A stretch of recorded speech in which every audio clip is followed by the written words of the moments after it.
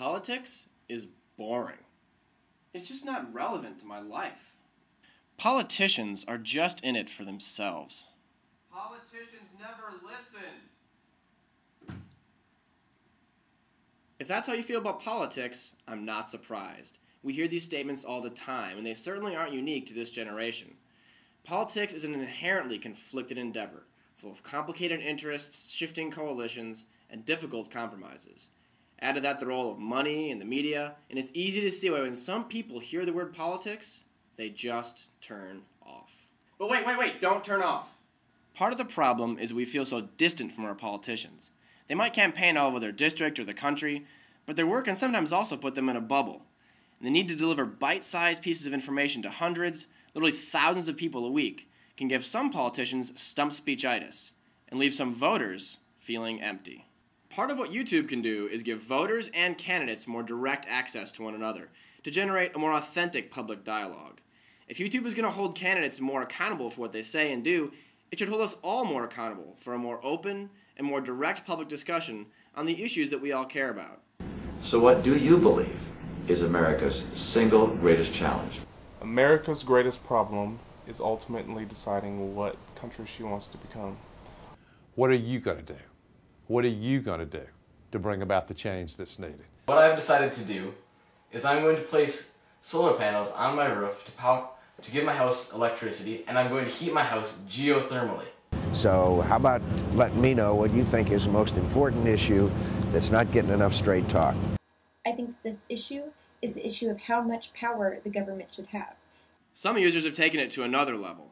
User Brian Barton got Congressman Tom Tancredo and Duncan Hunter to engage in an online debate, and then he took the results and mashed them up into an old Nintendo game.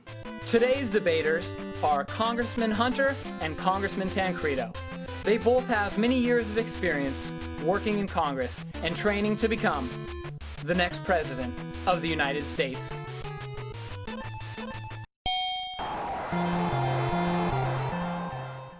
Hello, candidates. Brian Barton here. You may have just noticed that I, like millions of others, just illegally immigrated into the United States of America. Now, we all know what the Democrats' plan is for illegal immigration. Free healthcare. Free healthcare. Come on over. My question for you is, what's your plan?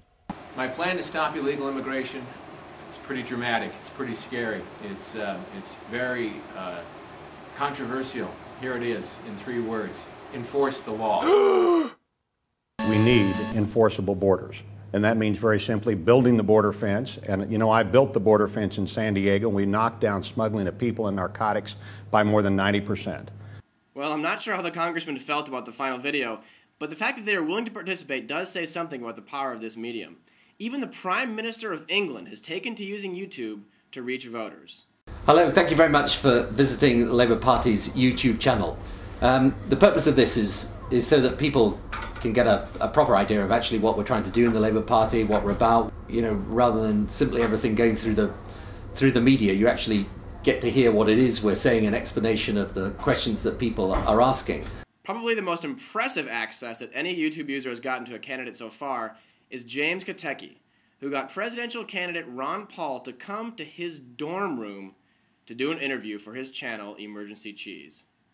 Congressman Ron Paul, thank you so much for joining me. Thank you. In my dorm room. And first, I just want to say that this is the first presidential candidate, or the first interview ever, to be conducted with a presidential candidate from a college dorm room.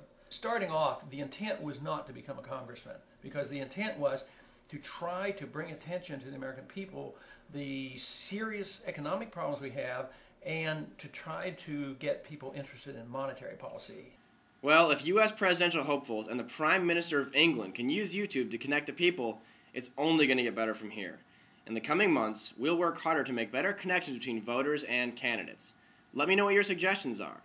With your help, maybe we can make politics not such a dirty word anymore.